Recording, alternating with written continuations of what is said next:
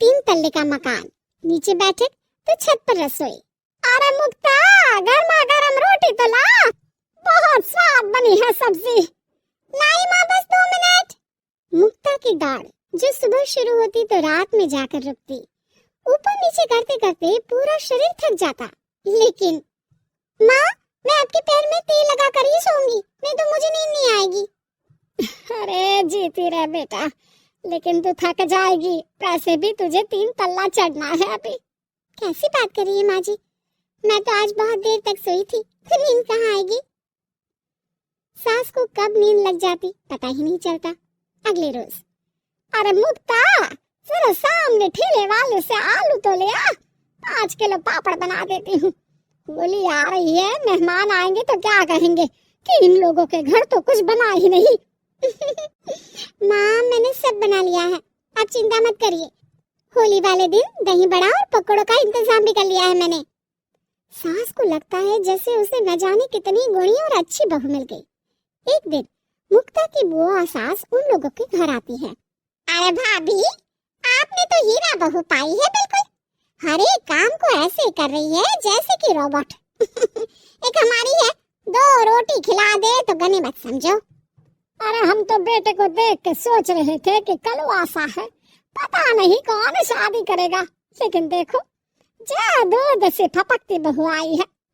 हाँ भाभी, आप तो लक्की हो लक्की। तभी वहाँ मुक्ता आ जाती है। क्या बुआ, काहे की लकी, देखो ना कैसा शरीर फूला जा रहा है, अब तक तो एक बच्चा भी हो जाना चाहिए था। अरे हो जाएगा बहू, क्यों चिंता कर रही है, कर्म कितने अच्छे हैं तेरे, तुझे तो जुड़वा बच्चे होंगे, एक बिटिया और एक बेटवा। होता भी ऐसा ही है। मुक्ता को 2 बच्चे एक साथ होते हैं। मुक्ता, जल्दी से ऑफिस के लिए खाना बना दो, मुझे देर हो रही है। हाँ, लेकिन जरा ये छोटे वाले को तो पकड़ लो, तब तक मैं रोटी सेक देती हूँ।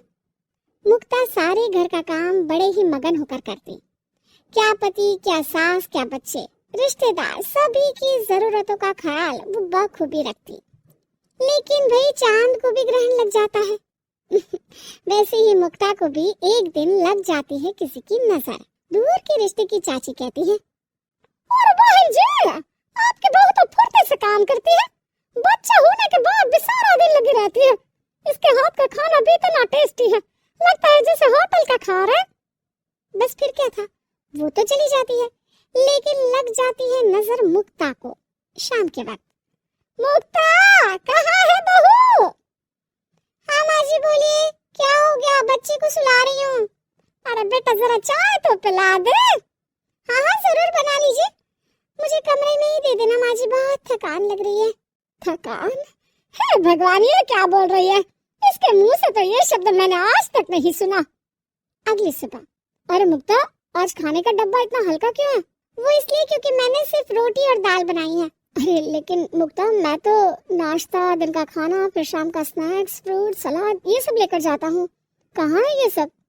अरे कैसी बात कर रहे हैं आप, इतना सारा खाना तो मैं 4 दिन में नहीं खाती, जितना आप 1 दिन में बनाने की बात कर रहे हैं। ना जी ना, मुन्ने के साथ जितना हो पाएगा उतना ही करूंगी मैं। मुक्ता की बात सुनकर पति हैरान रह जाता है। तभी वहाँ बुआ सास आ जाती है। अरे मुक्ता, मेरे नाती का जन्मदिन है, भूल गई क्या? आज शाम को आना, और मुक्ता थोड़ा जल्दी आ जाना, मेरी बहू का हाथ बटा देना। किचन में वो तेरी तरह स्मार्ट तो है नहीं कि फट फटाक से काम कर ले। अरे बुआ कैसी बात कर दी, फट फटाक से काम कैसे हो जाएगा, हम बहुएं हैं, रजनीकांत नहीं। बुआ देखो, आप काम के लिए पास के लल्लू हलवाई की बीवी को बुला लो, वो मदद कर देंगी, मैं तो नहीं आ पाऊंगी। बुआ सास को समझ में नहीं आता कि ये वो मुक्ता है जो 50 लोगों का खाना बनाकर भी चेहरे की चमक खोने नहीं देती थी। वही मुक्ता भी अपने कमरे में जाकर बिस्तर पर बैठ जाती है कि सास की आवाज आती है। मुक्ता, क्या हो गया बेटा, आज दोपहर के खाने की तैयारी नहीं करनी क्या? अरे माँ जी, अब नहीं होता मुझसे 3 तल्ले में ऊपर नीचे करना, आप लोग रसोई को ऊपर ही ले आओ। अरे पैरों में इतना दर्द होता है कि बता नहीं सकती। अरे लेकिन तू तो बोलती थी कि इससे तू फिट रहती है। अरे काहे की फिट माँ जी, हालत खराब हो रखी है। कौन ऐसा मकान बनवाता है कि जहाँ सोने का कमरा अमेरिका में तो खाने का लंदन में?